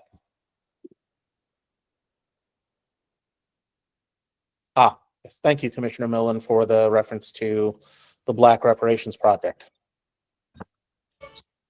So Yeah. Nick, just to clarify on the ask, are you saying if we do not hear any objections from anyone by that time on Friday, we assume that they assent to the recommendations, or are you asking that they affirmatively reach out? What's the ask? Yeah, if you have anything that you want to include, you get it in by, close of business Friday. And barring any significant concerns, yeah, unless we hear to the contrary, otherwise we're going to presume that we're good to go come Friday. And not to push it further, but if I could just ask Janice and Leah if they're planning to work on the weekend, because if they're not, could people have the weekend? But if they are, then we could close it on Friday, just to ask. Is that okay, Nick, or no? Yep, absolutely. Okay. It's Janice, Janice. It's Janice. Oh, sorry. That's Denise okay. and Lee. That's Do you okay. guys plan to work on the weekend? Next weekend is my anniversary, so I was not planning to work next weekend, but I know that we have a deadline, and so I'm not gonna make you work on your anniversary. thank you, David. I appreciate you. Hey, what are you doing? Well, anniversaries and weekends aside, I would honestly just like a little more clarity on the next steps. So we thought that today's meeting that the recommendations would be voted on. Understand that that's not the case. So now it seems that there's this week will be given for people to offer feedback. But then when will they be voted on and when will they be sent to us? Like, it seems like now there's a few more steps that need to happen, which we understand. But this weekend aside, when would we even be given something to work with or work on? It's I think it's Monday. It would be next Monday. Can I actually jump in here? Yeah, So go ahead. So the commission has to vote on the recommendations in an open meeting, which is why we had recommended it be done today. I think October will be way too late because we have to remember the second week of October is a holiday. So now this means we have to call in a special meeting, provide notice to the public, and then vote on the recommendations.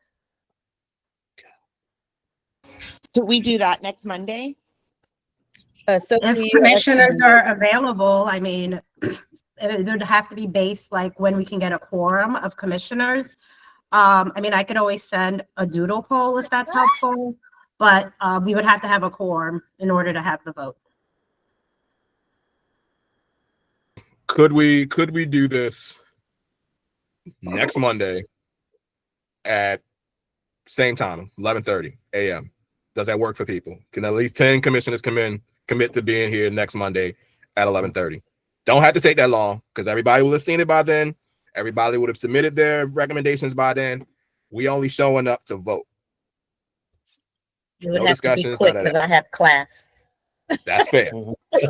So I mean, if we can shift it up a little bit. Can people do 11, 10:30, 10, or 11:30? No, I'm sorry. I teach 9 through 12. So Oh, whatever gotcha. we do, Okay. it just needs to be quick. Okay, got you. It will be quick. Okay, 11:30. All right, I will send out a calendar invite for people. It will be 11:30. It should take no more than like 15 minutes. We're just voting. Okay. Now, Sophie, are our discussions across emails okay as long as it's like Yeah, one to one? discussions, well, I don't know. I'm going to defer to Kristen on that because I think if we're having like deliberative process, it should be in an open meeting. I just want to flag that if we are going to meet next Monday at 11:30, we would have to post it on the website and have an agenda, do all those things. Right. I can take care of all that. That's not a problem. Yeah, if folks have commentary on, the subject matter of the vote, then that needs to be stated in open session. Got you. And just also, I would say keep in mind if people are adding or making changes over the weekend, because I think that question came up in the comments. Can they have more time if 3PV is not working on it? Then you want to make sure that whatever's going before the commission for a vote has actually been reviewed by the commission. So then if we're giving people, so we can't give people the whole weekend then, because people would need time to review. So then I would say if we can do by 11:59 p.m. on Saturday, that gives you all of Sunday to review that stuff. So by the time we show up on Monday, 11:30 a.m., we'll have discussion as necessary, right? But it needs to be, you need to come hit it or quit it, right? That's what we're talking about. Hit it or quit it with your recommendations, your suggestions, because I'll give you 30 minutes. By noon next Monday, we're done. The recommendations will be decided. May I ask a question though? So yes, please. If there are a lot of comments, who has the final vote on whether those comments will be accepted as a part of the recommendation or not? Because based on how today went, like very, very important conversations, but that took about an hour and a half. And so what is the protocol for making sure that we're moving through people's recommendations, additions to the recommendations that have already been worked on and have not been reviewed yet, then their additions, et cetera, et cetera. Just to be devil's advocate, I don't really see that taking 30 minutes. I feel like that's a much longer. It could theoretically take longer than 30 minutes, but I think the latitude that we're given that we were supposed to vote on this today, and now we're adding an extra week, that's the sacrifice.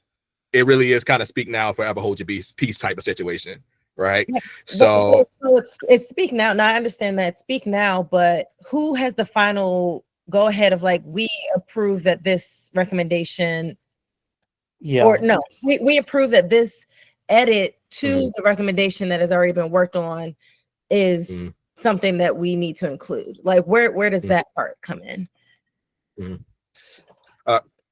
I'll defer to Kristen. Otherwise, I have some ideas on that, but I'll defer to Kristen first.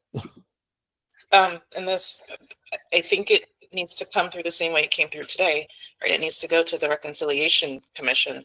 It's Reconciliation Committee. And so that may also shave some time off. I mean, maybe people's additions and comments need to come in by Friday evening so that the Reconciliation Committee people can have a chance to review it and then present it again on Monday. I would actually recommend maybe a noon on Friday, unless the Reconciliation Committee wants to commit to working Friday night, Saturday night, Sunday night.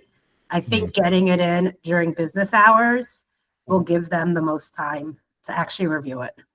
Yeah, I mean, noon was what I had originally suggested. I mean, that works for me. That gives us more time. I mean, because as I'm thinking about it, that's only 9 o'clock my time. So, I should be able to take some time and kind of go through it, sort of do a first pass through it. So, yeah. I'm fine with the midnight on Friday. I'm just reading people's comments.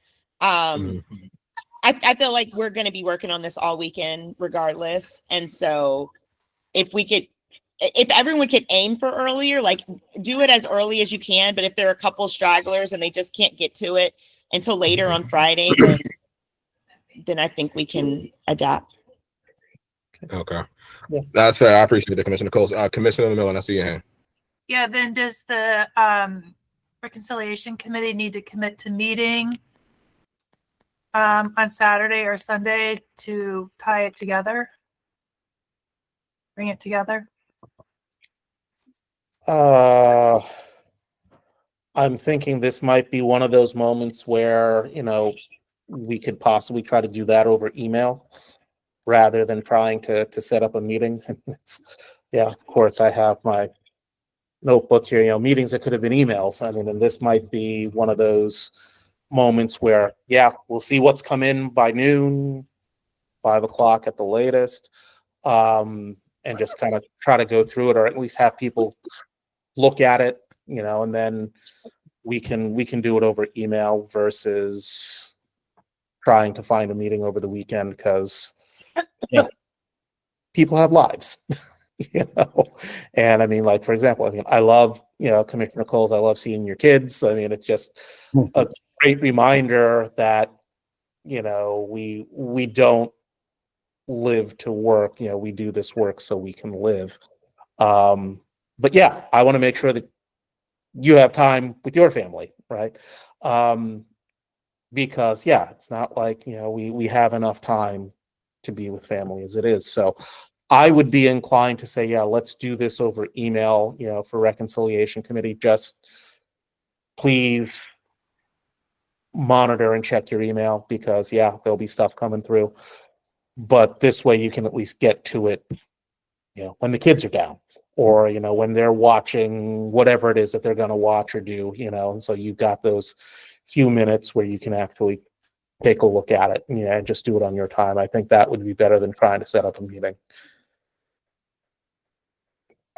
Yeah, and we're certainly in touch, especially the three of us enough. I think if there's things that come in that need debate, we can hop on a text message, email, and just kind of sort it out. The biggest ask that I have is for anyone, and Nick already said, Commissioner Curry already said this at the beginning, but if you have edits, put them in, put the exact language in, put the, the justification in, every piece that needs to be in there, include that in your comment. Or Nick, maybe what we could do is, could you create a copy of the spreadsheet? And that way, instead of them putting their edits in the comments, they actually put them on the spreadsheet, but we still have kind of an untouched version. Yeah, maybe that'll be easier, because then we're going to have to move things from the comments to the spreadsheet, and that might just add time. Yeah, I can do up a 3.0 and get that out. Okay. All right. Okay. So when you guys get that, whatever edits, thoughts you have, put them directly on the spreadsheet. If you're adding a recommendation, put your name in parentheses next to it, so that we know who to follow up with if we have questions. Don't delete anything. Again, if you want to delete something, or if you oppose a recommendation, put that in a comment. But if you have a new idea or new evidence that you want to include, add that directly into the spreadsheet. And as someone who won't be looking at that, I just want to say that should be done in suggestion mode, because if edits are made but the commission can't see that edits were made, then stuff is going to get lost. So just remember to do anything in suggestion mode. How do you is that something that Commissioner Curry has to control, to put it in suggestion mode? Usually, so this is me assuming that, yes, this is in Google Docs, correct? It's usually in the upper right-hand corner where you see editing. You'll just pull that down and then change it to suggesting. Because otherwise, if commissioners are making changes, there will be no way to see if a recommendation has been altered or not, if it's not put in that mode. Okay, is that under the share tab on the upper right? One moment. Let me actually pull up that that doc. 1 second. Okay, yeah, sorry. No, please. I want to make sure that, so, oh, that's interesting. Oh, this looks completely different than, Yeah, it's different from a Word doc, which this is a spreadsheet. No, this is a Google sheet. No, yeah, but okay, I'll yeah. I know. Usually when someone has editing capabilities,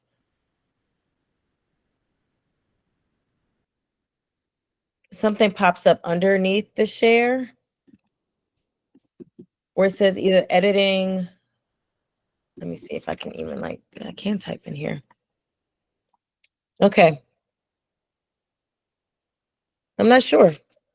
This looks different than my Google Sheets. So maybe for that, I would just encourage people to use a different font color if they're including stuff. Yep, that works too. Yeah. I think that's the simplest solution.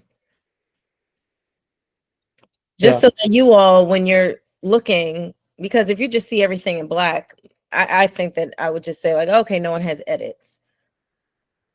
Correct? Maybe Yeah. that's just me. So.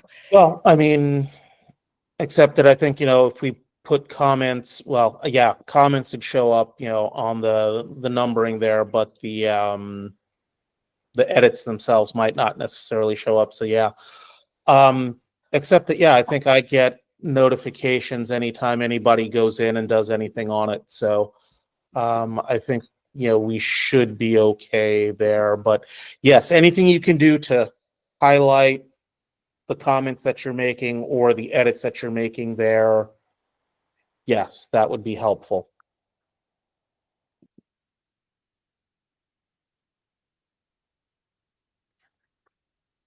Sounds good.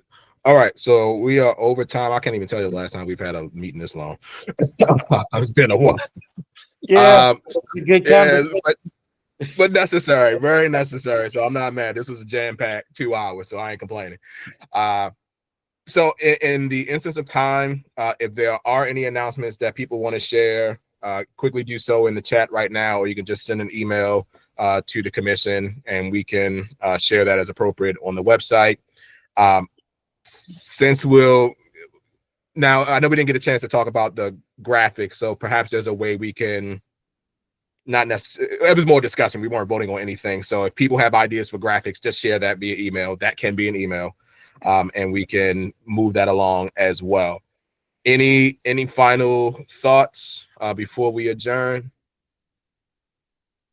So again, next Monday at 11:30, I will try not to make it more than 15 to 30 minutes. Please submit your recommendations by noon Friday or as close to noon Friday to give Reconciliation Committee time to review and prepare what needs to be prepared for Monday. Monday, we taking a vote and then we moving it forward.